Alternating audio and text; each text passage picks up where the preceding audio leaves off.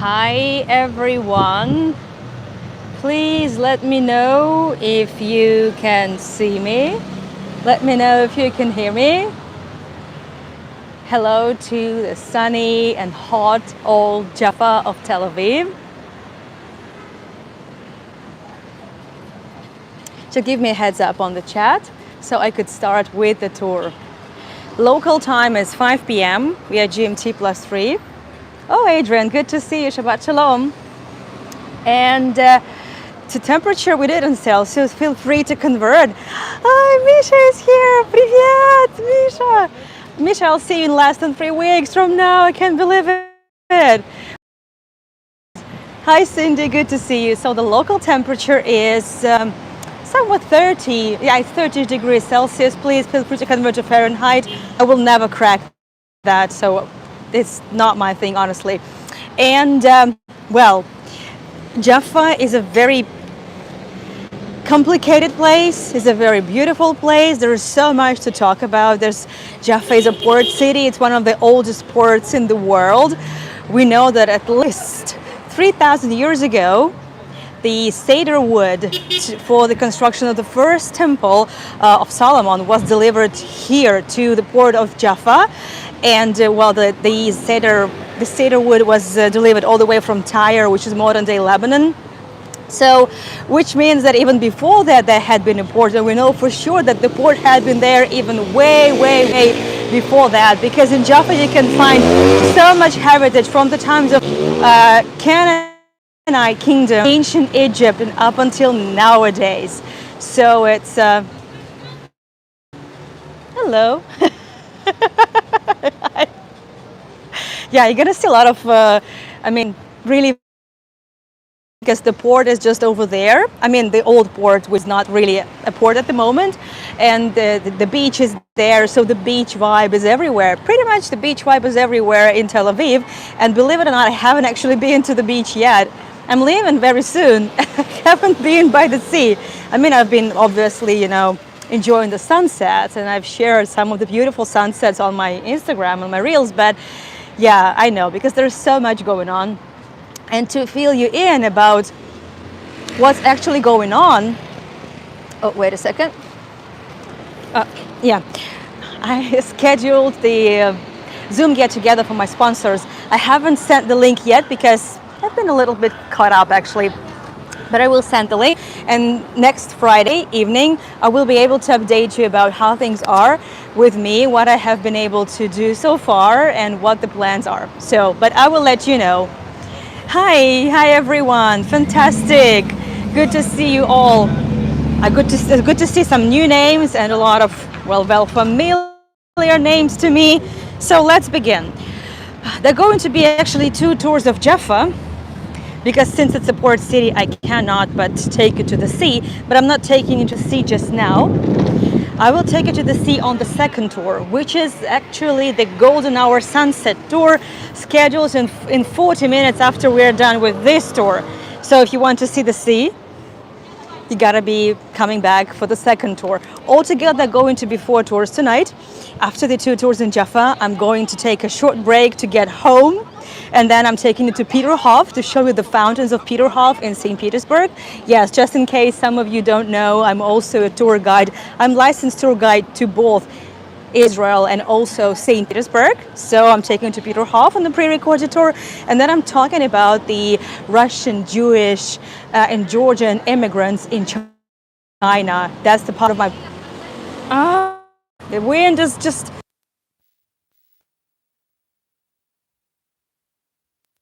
There's a strong wind here, and maybe a little bit better. Yes, so this is part of my research on Russian immigration after the revolution, which comprises many nationalities within the Russian Empire, as it was a multinational country, a state or whatever. So this is it. You know where to find the tours, anayagar.com. The link is over there on the chat. This tour is free to join, but your tips are really important. I would appreciate that. The links are also in the pinned comment, and we begin. I had to just turn a little bit to the shade to set things up.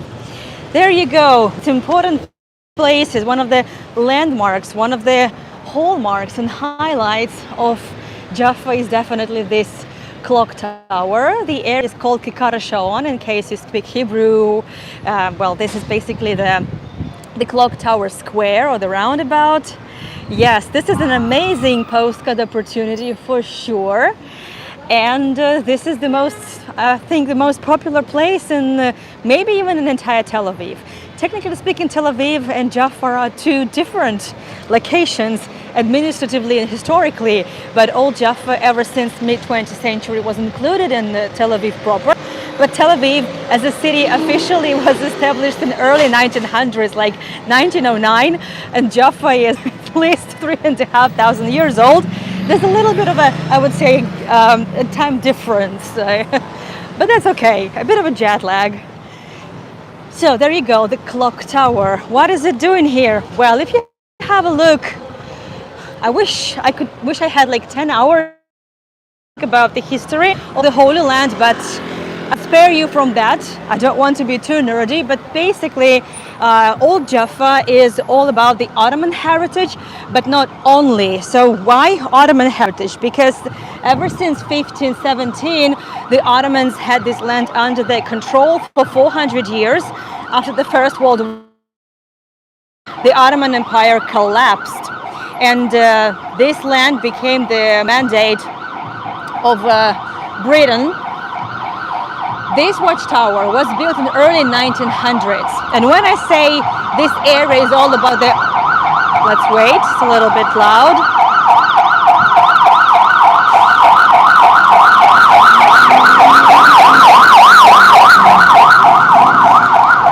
Yeah, so when I say this is the Ottoman heritage, I just mean to say that most of the architecture you're going to see here is from the Ottoman times. But because Jaffa is a port city, this has always been a mixed bag of cultures, and also that's important to understand that this area was officially referred to as Ottoman Palestine, and Palestine has nothing to do with the state. There was never a state called Palestine. It's the name of the region. The name was given by the Romans in the 2nd century Common Era when the Jewish Jerusalem was destroyed, and in order to erase any memory of Jews in Judea, the entire region was renamed into Syria Palestina, which refers to the Philistine people that came from the territory of the Mediterranean, by the way, to this land approximately at the same time the Israelis returned from their exile and their slavery in Egypt. So there had always lived Christians, Muslims, and Jews. And even this watchtower, it was built to commemorate 5th anniversary of Sultan Abdul Hamid II on the throne. Let me show you his portrait. Give me a sec. Yeah, I like to show you faces. So, since we have 2 tours in Jaffa, I will be generous in different, visual aids because I believe they matter. That's him, Abdul Hamid II. And Abdul Hamid II was, I would say, mostly pro-European, pro-Western Sultan, and I think you can even see that in the architecture of the tower. This tower doesn't look like any other building here almost, because it comprises features of, some, I would say, Oriental architecture, but also very European. Like, have a look at the spire. It looks very, it reminds me of Prague maybe, I don't know. So why was he that pro-European, and why even this tower speaks the same language with us? Because after the Crimean War, which happened in mid-19th century, it was between the Ottoman Empire and the Russian Empire, and largely the Ottomans were supported by England and France, and that's why they didn't really lose like really big time.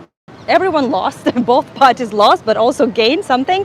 But the Ottomans got so weak that they needed support, and they needed also to pay back to the Ottomans, to Europe. So that's exactly when, after that, the Ottomans allowed the pilgrimage purchase of the land to Christian and Jewish communities.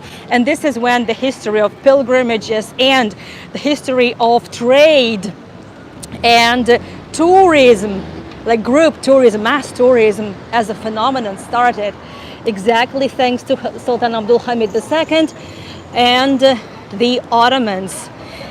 Give me a second. I need to I need to readjust my phone because of the wind. The balance is not really that balanced. Yeah, that's probably better. Let me move on from here. Also find some shade.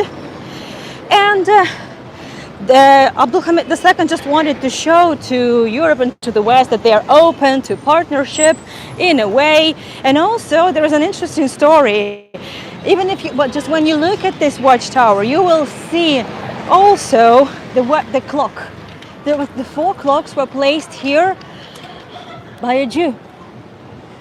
So even the tower itself, one of the biggest symbols of Jaffa, built to commemorate the Ottoman rule, but looks very European to welcome the Christian communities and the Western world. It was built by a Jew. So the watch was made by a Jew, and his name was, give me a second, I will show you his photo as well. Moshe Schoenberg. I was trying to find his photo. It's not the best, but it's the only one I have. I will try to find the shade also, but the sun is shining right into my back. A very handsome man. So he was the the watchmaker, and the Ottomans asked him to put the clock here, and he did. And the money were collected from all the communities, Armenian, Greek, Jewish, all the Christian communities, this is an amazing photo. Please take a screenshot for me. This looks amazing with all these flags, which is the symbol of obviously the resilience and commemoration, the yellow flower you may have seen, and you will see a lot more of these yellow ribbons. Oh wow, this looks very beautiful. So the tower itself is indeed the symbol of, I would say, very much cosmopolitan nature of Jaffa. But yes, the very moment you turn around, you will see a mosque, and you can even see its minaret right now from behind this house. And yes, you will see a lot of Ottoman times architecture. But if you know where to look at, let me zoom in, you'll see there the Greek letter, because in this partnership, Europe, and the result of this pilgrimage, Christian communities started to purchase lands. And exactly here, the Greek church purchased this plot of land. They built a community, and they also, on the ground floor, they built the shops. And this was one of the first shopping malls in Jaffa, owned by Christian community, Greek Orthodox Church, I mean. So now I'm gonna wait for the green light because there's always a lot of cars here. Mind you, this is Shabbos, right? So Saturday, which is a day off in Israel, but it's, I would say, a day off. Obviously, this is the day when, Jews are not actually allowed to work, and most businesses here owned by the Jews are actually closed. This is true, but not all of them. But Jaffa is always busy because here live Christian communities. A lot of Muslims live here still, okay? Now hello, sorry. I try not to feel children and people in general, but it's not always possible. Oh, look at this building. This is just an absolutely incredible one. Have a look. Yeah, this is still the Ottoman heritage. You can see this. You can see the difference in stones. That's just incredible. Obviously, there was a lot of construction going on before that and after that, but this building is absolutely incredible. I'm not even sure if anyone lives there on the upper floor. I mean, but probably yes. Now, whenever you are in Old Jaffa, you need to look not only just all around you, also up, but also down. Why? How so? Well, okay, let's have a look. We see here the bricks of different colors. We see here yellow bricks. Is it a yellow brick road? Not really, but this was clearly done for a reason. And the reason is that Jaffa was always a fortified city, a big, old city. And like every big, old city, it had to have walls. It had to be a fortress, and it was. It was up until mid-19th century. well, I think from here, from the shade, you will be able to see my my visuals a little bit better. So now I'm struggling, just only one arm that I have. It's not too convenient, but it's okay. I want to show you what Jaffa looked like, just to have an idea. When I take it to the port in the second episode, you will see a lot more. You will understand it even better, but you have to trust me now. That's Old Jaffa. What? That's better. You see.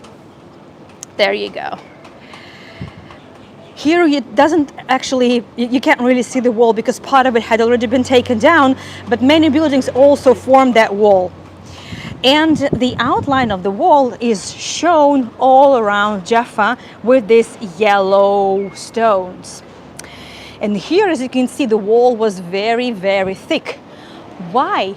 Because it was also the gate.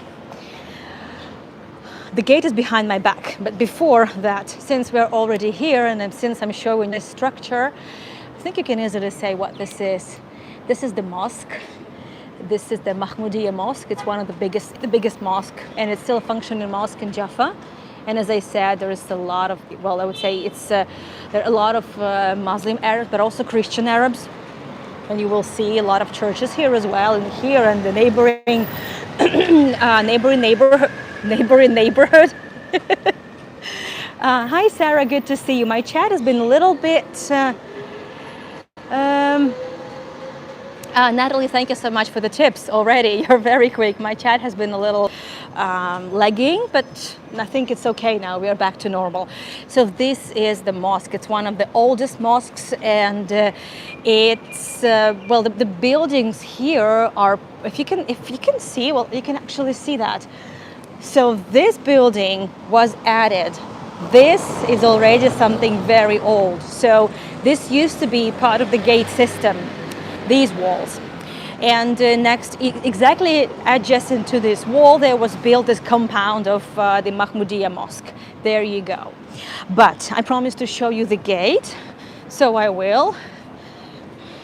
Well, the mataras, the fountains for spiritual purification before the prayer, before entering the mosque, are here. They're not functioning. There is another matara in the courtyard. I have never been to this mosque. I'm not allowed, basically. So I can't tell you much about it. But what I can tell you is that this very unassuming area is actually a very, very important one.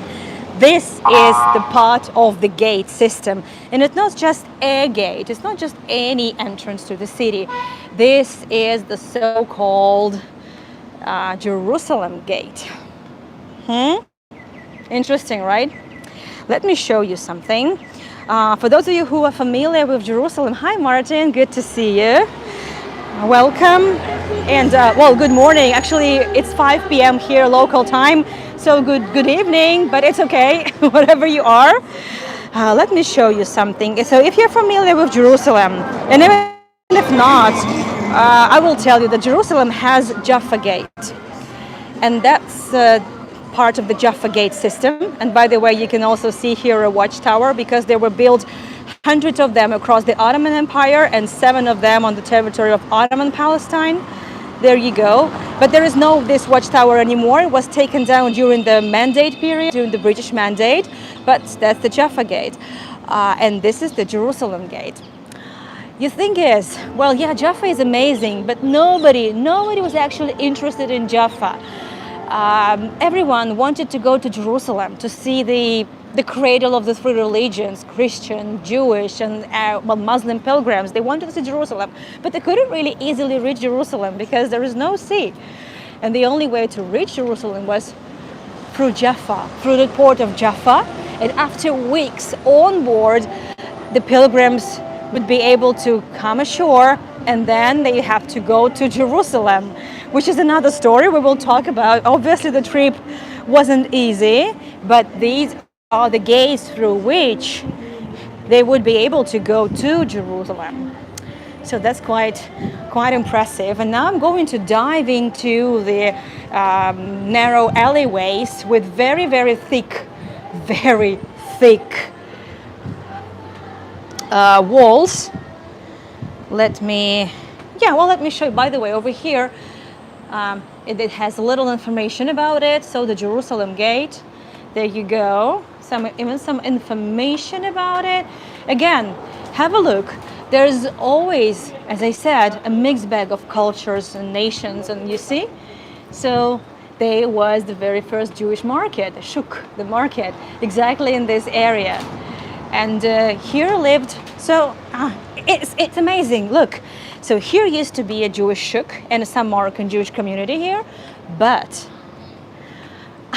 across the road there was a mosque, and that was totally okay. So if someone thinks, if someone thinks that it was just impossible to live here, so with all these communities, actually it was never really a problem.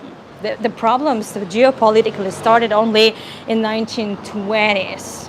So I'm not going into this, but you have to trust me that, you have to believe me on that, that there had not really been the big clashes up until the Mandate period. Okay, we move on.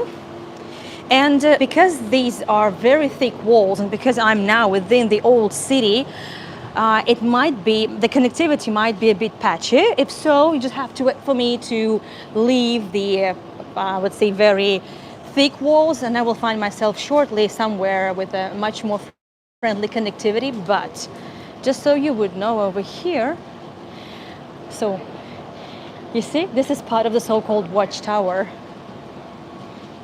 There's also a bird. I'm not sure, it's just maybe an art object or something. I'm not entirely sure. But this is the watchtower, just to make sure, well, to control whoever enters the Jerusalem or leaves the Jerusalem gate. And we need to go through this archway. So this is clearly Ottoman period architecture. Yeah, here it might be a bit difficult for the signal to come through, but it's not a problem for me to come through. There you go. So technically now we find ourselves again in the old city, and now it's finally getting a little bit less hot. Now I want to just make sure I will cross quickly. Give me a minute. I don't want to film people and children, so I'll go this way. Again, the minaret of the Mahmoudiyya Mosque. The Arab kids having fun. If you can see, the minaret has sort of interesting structure. In fact, the minaret used to be up until there. You see the first balcony, but the community got bigger and bigger, and it's true, all the communities got bigger and bigger in Jaffa. And then they realized they didn't have loudspeakers back then. So in order for for muezzin to call Muslims for prayer, and so that they could hear them, he had to go higher, and they had to just add a couple of levels to the minaret. But now we can move on. Actually, I think I will turn here, and I'll be able to show you a little bit more of what we have. So this is a sabil,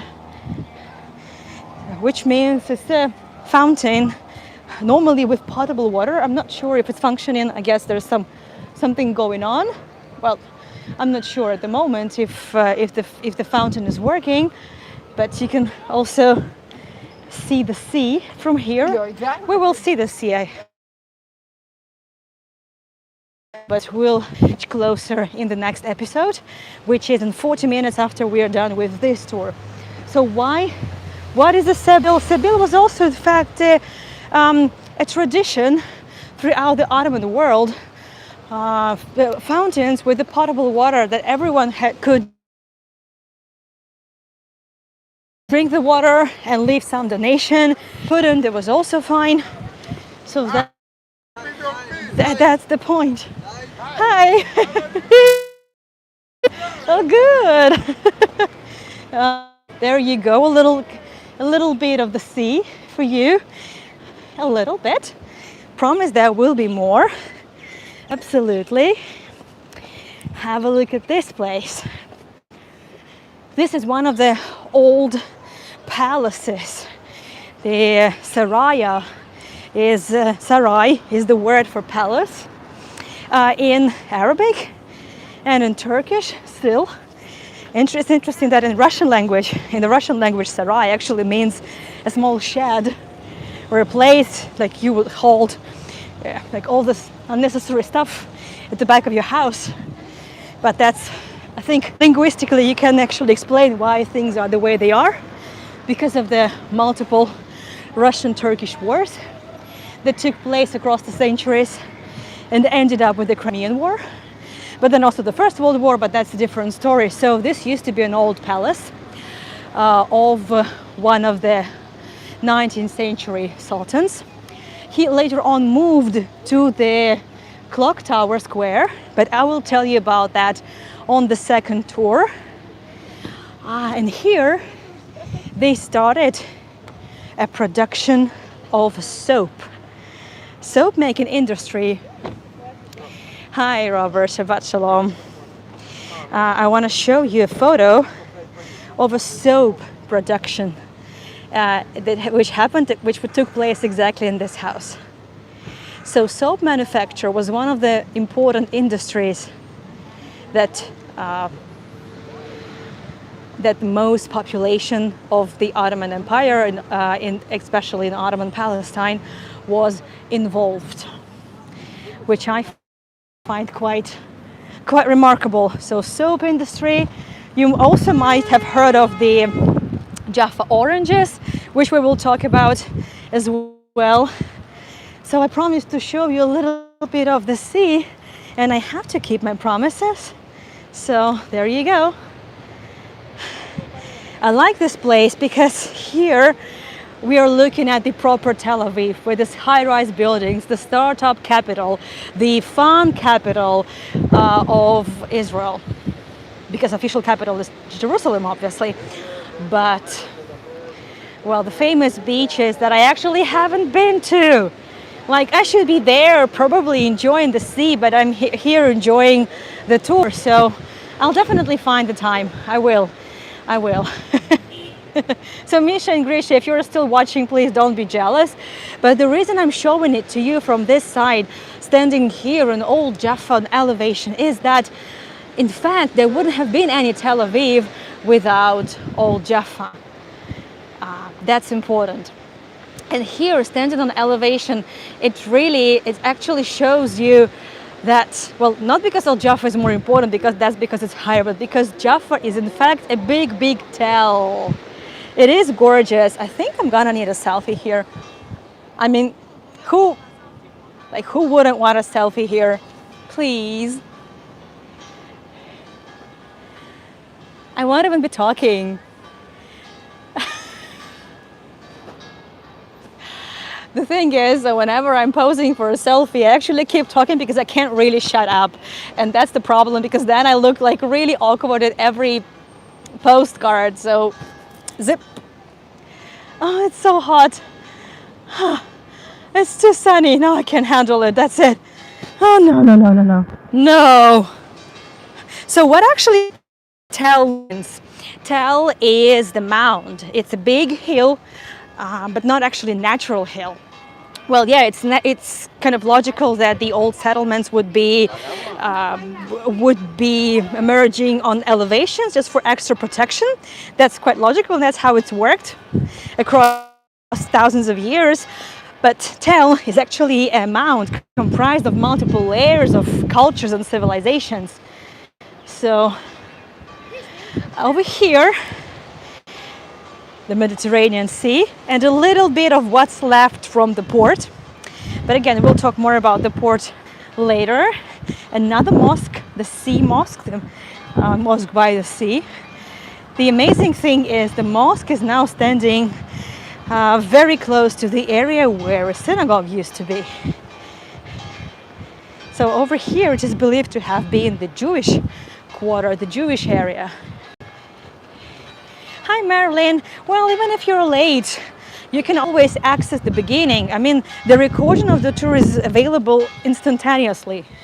So there will be a 40-minute break between this tour and the sunset one, and you can watch what you missed. That's not a problem at all. And I still haven't closed access to the last weekend tours, so you can catch up on everything at your convenience, at your pace. Oh, I can't wait for the sunset tour, to be honest. Oh, that's a little bit easier. In fact, as you can see, we're not even at the highest point of Jaffa. You can see the highest point is there. And we will be going there soon. But in the meantime, so we have spoken about obviously the Arab and Muslim heritage. We've spoken about some even Jewish presence, of course. We saw the area where a shuk, a market, used to be. We spoke about the important Jerusalem gate. We spoke about the watchmaker. And now let's talk a little bit more about the Christian presence, because this is the church, St. Peter's Church. Look at that. About a year ago, I did a very comprehensive pre-recorded tour of Jaffa, and I even took you inside. I normally don't go inside churches, and in general I don't go into places to film unless there is a prior arrangement or agreement, so we won't be going there tonight. But if you want to see what it's like inside the church, my sponsors have access to the recordings, and it's easily, well, you can easily find the Jaffa, Old Jaffa tours. And for my sponsors, that's a shout out, because next Friday there will be a get together for my sponsors. I haven't sent the links yet, but I will, I promise. And if you want to become my sponsor, on my website there is a button and you can arrange everything very quickly. So what is this church doing here? Why is this St. Peter's Church? So Jaffa, in fact, not only is it mentioned in the Old Testament and the Jewish Bible, so to speak, but it's also mentioned in the New Testament as a place where a lot of miracles happened. Well, okay, not that many miracles. Okay, it's not Galilee. Obviously, I'm maybe exaggerating a little bit, but some important miracles happened here. For example, Saint Peter, Peter used to live not far from here, a place called Lod. That's about 30 minutes by car maximum. So the city of Lod is deeper into the country. An interesting square. I just want to find some shade, because I'll probably melt down like an ice cream. So I'd rather not. Yep, okay. So here we are in the Kikar Kdumim, which can be translated as the square of the antiquities. And that's probably the best spot to talk about the Christian heritage of Jaffa. So the St. Peter is believed to have come here to cure and raise from the dead a girl whose name is Tabitha. By the way, there is a Russian Orthodox church, St. Tabitha Church, not far from here. So there is there's an international Christian heritage here, as well as any other denomination. So it's just incredible. It's so challenging to really choose the topics. And he came here. He cured Tabitha, and she rose from the dead. Then Peter stayed here for the night. He stayed on the roof of one of the houses. Now the house, according to the tradition, the house where this miracle took place belongs to an Armenian community. We will see this on the second tour. This house, because it's very close to the port area. Let me just find a bit different spot for you to see a little bit more. Yeah, okay, from here, for example, you can see a little bit more of the area. This these umbrellas kind of block the view, but at least this is how you can see the entire St. Peter's Monastery and the clock tower, the bell tower, sorry, and the clock tower as well. And then he had a vision. Then Peter had a vision where angel showed him all sorts of non-kosher animals, and he told him that he can eat them. And that was the sign for Peter to change the diet, because he was changing the beliefs, Christianity. And from here, he was called to Caesarea, which you must have heard of, the big port built by Herod the Great in the 1st century before Common Era. And there, St. Peter converted to Christianity the Roman centurion, the pagan. And from there, Christianity started to spread to other religions, and the messianic nature of Christianity started. So that's an important place, and to commemorate St. Peter, the church and the monastery was built. Well, what is this? And this is something brand new, which I've never shared on my tours before. I've done gazillion of tours of Jaffa, and Jaffa is so dear to me also because some of my first virtual tours of Tel Aviv started here. I started doing virtual tours even before I started my guide course. Dance floor, which actually it is. Normally every Saturday night after Shabbat is over, well, I would say Shabbat, here they throw concerts. And this is indeed a stage for something, but not just the stage, I should tell you. Underneath us, I told you this is a tell, right? The tell comprised of multiple layers of civilization. So underneath us, there's a bunch of things to see, but you don't see them because this is a so-called Old Jaffa Visitor Center, and they only finished the preparation, and it's not really open until the tourists start coming in. And obviously tourists won't start coming in until the war is over, so it's complicated. But that's the entrance, just in case. It's the underground exhibition, and there, well, I'll just show you. I was there at an event done only for tour guides. So yeah, I feel so much more special now that I can attend closed events and I can see the excavations, but you can see with me. Oh, and I recorded so much in Jerusalem. Oh my goodness, once I'm back to Georgia and put everything in order, oh my goodness. Wow, I'll be able to show you a lot of groundbreaking discoveries. Ooh, yeah, okay, but just don't get me even started. So believe that beneath us there are at least 2 floors of different constructions, and there is a street that actually goes right now underneath my feet all the way from there, and that's a Roman corridor. Because yeah, honestly, in the Roman times, which is starting from, let's say, 2nd century BCE and up until the let's say 4th century Common Era, the Roman presence, the Romans built their cities here, and Cardo is the street that goes from north to south, would go here. So there is just multiple layers. Just imagine, this is just one house, and on top of another, there's a Roman house on top of the house from the Greek period. Oh my goodness. And also they were able to find this. They found this sort of a cast for a mold for, I don't know, yeah, I think you can see that, for just to make the ceramic plaques. And it is written there, it's in the, like a mirror reflection, so you can't really read it, but it's written in Proto-Hebrew that it belongs, this place belongs to a, what do you call it? Sorry, just the word slipped my mind. Oh my goodness. Okay, the farmer. Let's say this is the manor of a farmer. Imagine. And this was a Jewish farmer, and he had a villa here. The agronomer. Oh yeah, agronomer. Okay, agronomist. I think that's the word in English. I'm not entirely sure. So here used to be the villa, and it's there underneath. They found the the stones. Let me just, if I can show you, I will. Give me a second. Well, that's over here.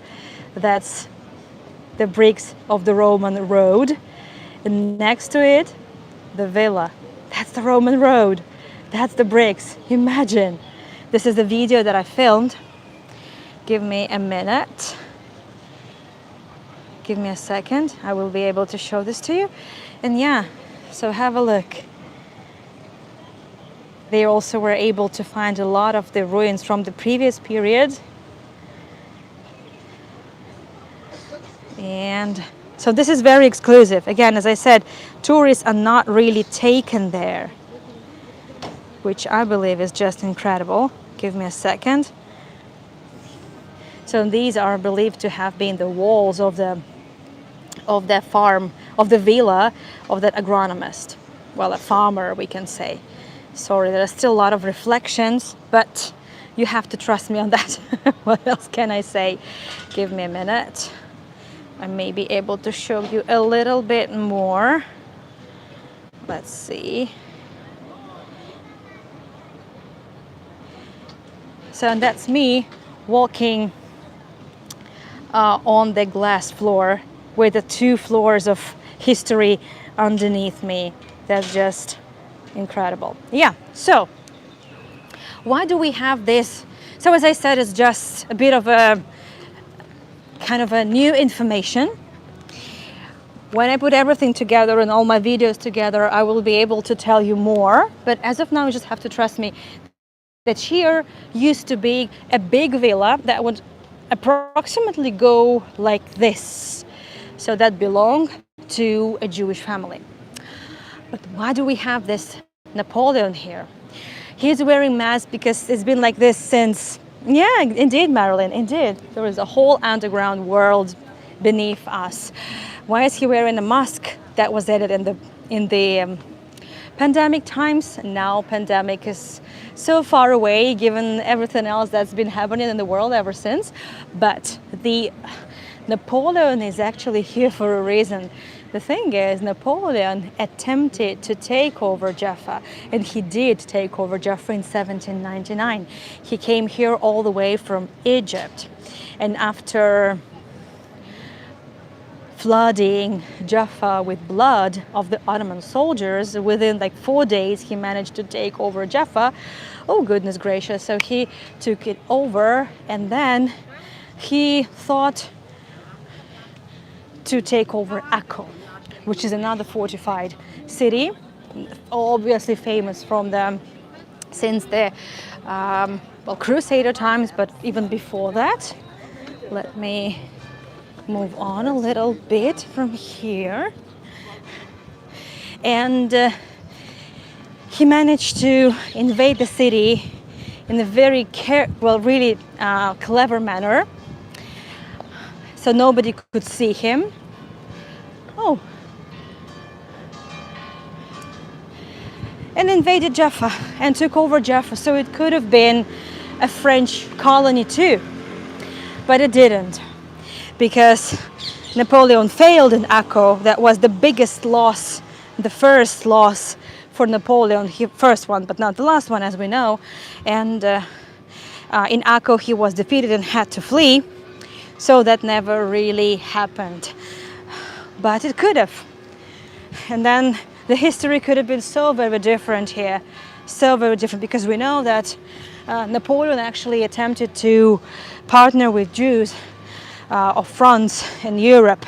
So who knows? Wait a second.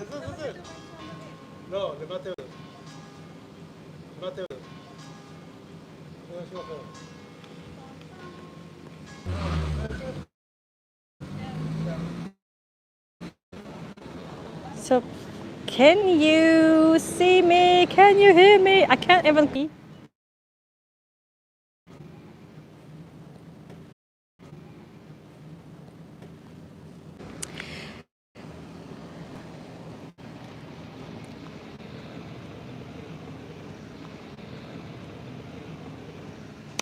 Looks like we lost each other. Looks like.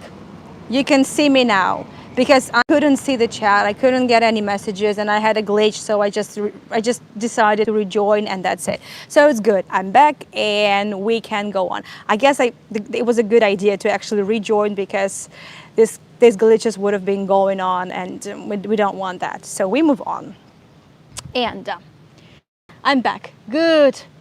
Yeah, you lost me, but I'm back. Natalie, I'm back. So what we see is the beautiful, well, the wall, the old wall, obviously from the Ottoman times. When I say Ottoman times, obviously, I don't mean that there hadn't been anything built before the Ottomans. Obviously there was, but the Ottomans throughout the 4 centuries must have built something, and they built tons of things. So this is the Ottoman heritage. This doesn't mean that at some point they just decided to build a big entrance for anyone. Maybe even for Napoleon. Maybe that's why Napoleon sneaked into the old city. Definitely not.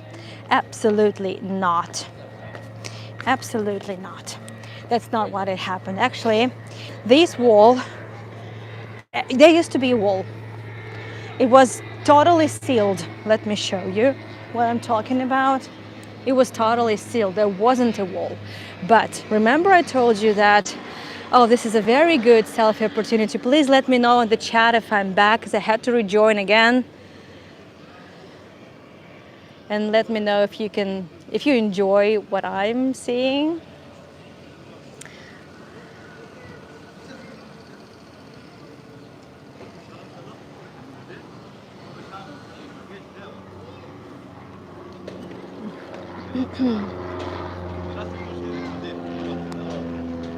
I'm back. Good. Thank you so much.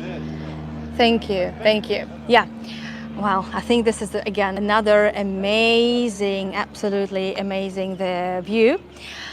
So here used to be a wall, but I told you that the clashes started in all sorts of Arab and Jewish conflicts, or Muslim and Jewish conflicts, started in the Mandate period.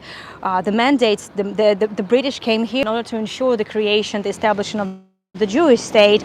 Actually, they developed the two-state solution, which never worked, because whatever the solution was proposed by the League of Nations, by Jews, by Europeans, the Muslim community, the Arab community would say no. And well, you know, what happened. It resulted into the 1948 war, but the clashes started exactly in the Mandate period in 1920s, and there was a chain of very big protests. And in order to stop the protests, and in order to get a better access to the old city, to find the protesters and the attackers, both Arab and Jewish, by the way. So the British decided to take down this part of the wall in order to enter, the big number of the police and British officers could enter the Old Jaffa and find them. Well, those who started the protests. Jaffa is also, which I haven't mentioned yet because there is so much to tell. Jaffa is also a place for all sorts of art galleries and small, shops, jewelry stores and stuff. Many of them are closed now, again, because there is no really audience, so to speak, and it's not really good time for local businesses, especially those involved with tourism. And here I am, a tour guide without a country and tour guide without tourists, but that's okay, I have you.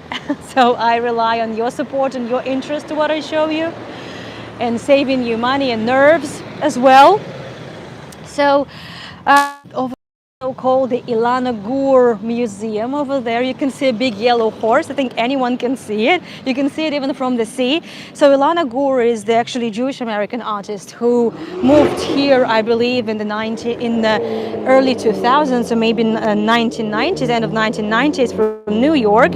I mean, she lives both, I think, in the States and here. This is Ilana Gur.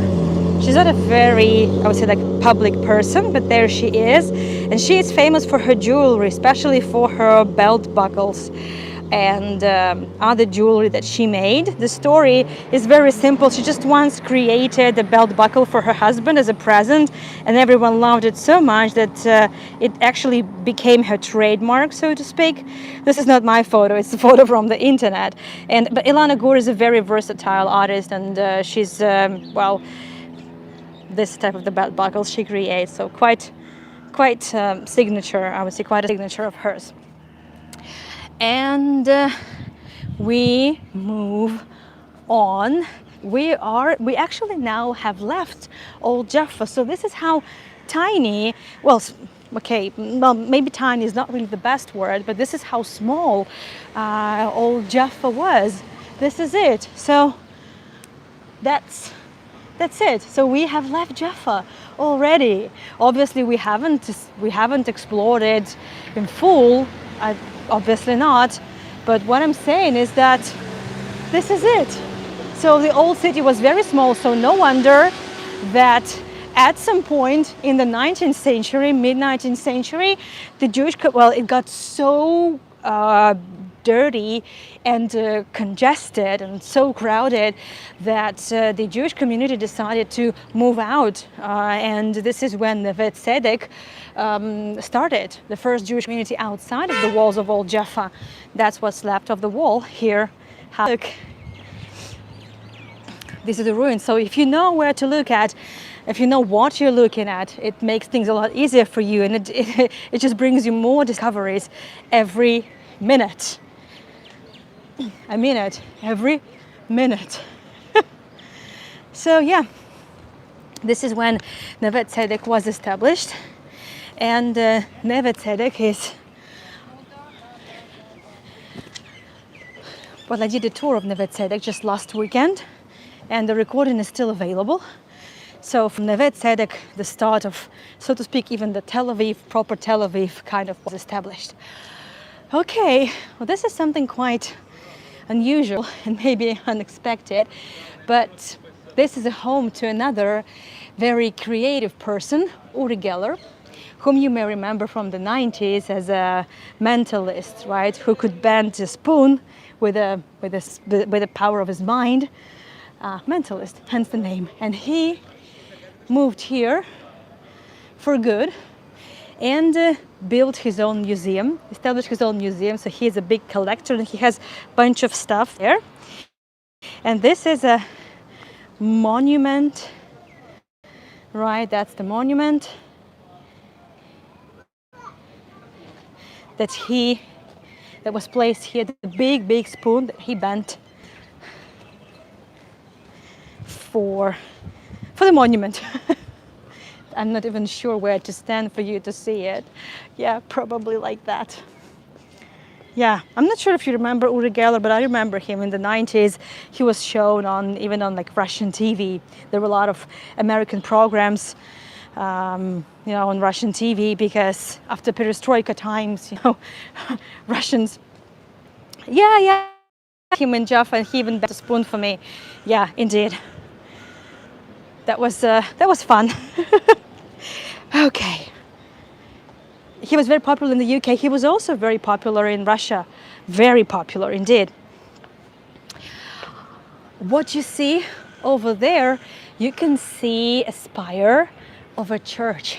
So actually, the Christian communities who also decided to purchase land outside of Jerusalem, because obviously the entire Holy Land was open to them, just depended on their budgets. They also started settling here.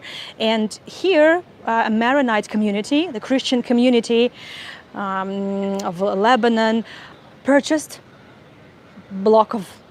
the plot of land, and this is the area of the so-called Maronite community. The neighborhood is now called Ajami. There are a lot of Christian Arabs basically live here, not necessarily ones from Lebanon. It's just how it started. And Ajami is lovely. There's a lot of 19th century architecture. It's very European vibe, but it's a fusion, I would say. And I hope I will be able to take you on a tour of Ajami. But as of now, I want to take you to this whale thing. I'm very sorry the fountain is not functioning, but again, this is probably the result of the past 2 weeks, 2 years, 700 days, 701 day. That's exactly for how long the war is going on. So what is this big fish? It says here the whale sculpture, but actually it's wrong, because the Old Testament says that the prophet Jonah was swallowed by a big fish. The thing is that dolphins were not discovered yet. There wasn't even a word for dolphin in the language. So it basically says a big fish. So prophet Jonah had a vision, he had a calling from God. He had to go and bring the news to the sinners, right? I'm not sure if that's the best angle because we're looking at his backside. Okay, but in the front also looks very bad, but what can I say? At least, yeah, okay, let me show it to you. Let me show you the face of the big fish. I'm not sure why I did that, why I stood behind, so I'll just do it like that. Okay, I think you can guess that this is Jonah, right? I mean, this is a big fish. So let me show you some illustrations of the thing. Yeah, so basically Jonah had to go and bring the bad news to the sinners. That's a nice fish butt. Ronnie, please, I sent you a DM, but it looks like you never opened it. Is it like you have a new account, a new page? I don't know, please reach out to me. I need to tell you something, okay? Please, because I tried contacting you and you never really opened that message. Looks like you have a new account now, a new page. Or this. So in some medieval time illustrations, it even looked like more like a sea snake. But this one is really funny one. Look, he's very, very cute. I don't know, is it a mustache or something? I'm not sure. Yeah, thank you, dear. Yeah, so let me, I don't know, it's just getting too hot here. Okay, yeah, we can go that way at least, so you could see also what's left of the wall and some architecture. This is basically a parking lot, but the parking is here next to the what's left of the Jaffa wall. So technically speaking, the wall never really was like completely taken down, which is quite nice, don't you think? I'll probably go this way if I can. Let me see. Nah. Yeah, okay, not bad. Not bad. So I'll just circle it and go up, because then I'm going to take you for a second tour and we will start. So in the next tour we will start on the top of the world. So once again, have a look at the fish. And Jonah decided, well, he just didn't want really to get involved. I mean, he didn't want to. So he escaped from the ship. He had to go to Nineveh. Again, that's a town in the Middle East, Nineveh, and he decided to escape. He didn't want to take all that responsibility, so he escaped, and he was from the ship, and he was swallowed by a giant fish, which sometimes is referred to as the dolphin. Oh, sorry, whale, not the dolphin. Whale. What did I say? Whale. But even the word dolphin did not really exist at that point, because it wasn't seen in the area. And then he realized how wrong he was, and the fish spit him out, and he did exactly what God asked of him. So, my dear friends, let me know if you have any questions. I'll be happy to answer them. Over there on the top of the chat there is a pinned comment with the link to my website, where you can find all my other tours you could join. There are 3 more tours tonight and 4 tomorrow. In 40 minutes from now I'm taking you on a sunset tour, but it's more than just sunset. Trust me, it's a lot of Jaffa that we haven't seen yet, and we'll start on the top. On the toppest top. On the toppest top over there we will start. And we will end up in the old port and the walk by the beach. can't wait. Then I'm taking you to Purhof. It's not sweat, I'm glowing, right? I'm glowing. Okay, goodness gracious. Whew. Then I'm taking you to Peterhof Park to show you all the gazillion of fountains that work without any single pump ever since the 18th century. You know the story. I mean, but again, then I'm talking about, I'm taking you to China to tell you the story of the Russian, Georgian, and Jewish immigrants. I mean, it's just incredible. There is so much to talk about, so we're going there. And then tomorrow, there are going to be 4 tours. I'm taking you to St. Petersburg to show you the botanical garden of Peter the Great, the oldest botanical garden in Russia, in St. Petersburg. Then I carry on with my tours on Art Nouveau heritage in St. Petersburg. So I'm taking you to the streets. Actually, I've never taken you to those streets of the Kamenostrovsky Avenue, which is like dotted with the amazing Art Nouveau architecture. Then Misha and I will be, maybe the order is a bit different, but it's not that relevant. What is relevant that Misha will be talking about the sexual revolution in the 1990s Russia after the perestroika. It's gonna be music, mostly about music. And then I'm taking you to Jerusalem after the tour about sexual revolution. I'm taking you to the Christian quarter of Jerusalem. I mean, what a diversity, right? And what a change. Yeah, so indeed, we have been quite diverse. I'm not sure if the chat is working actually. Please let me know if it does.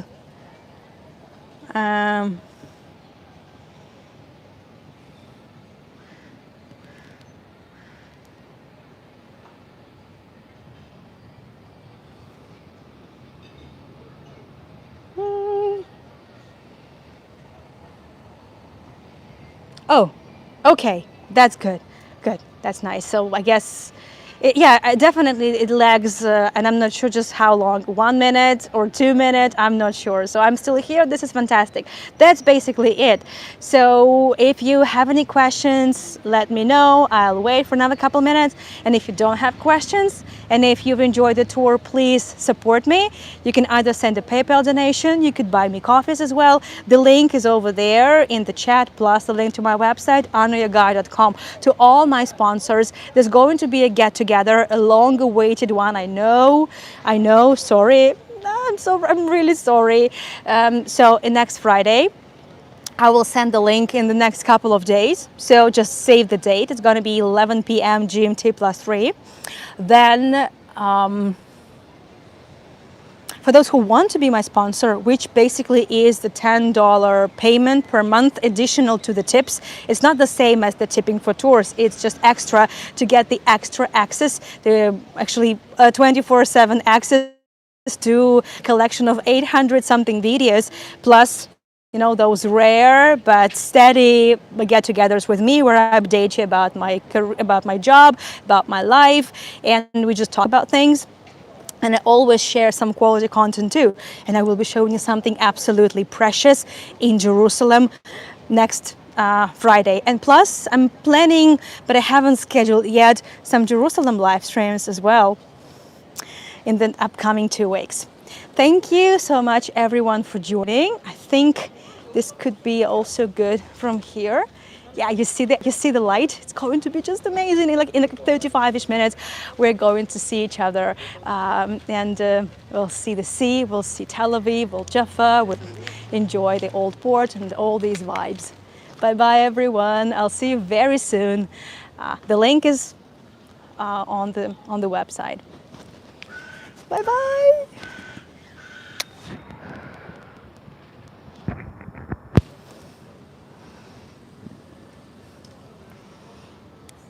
Hello, Uri.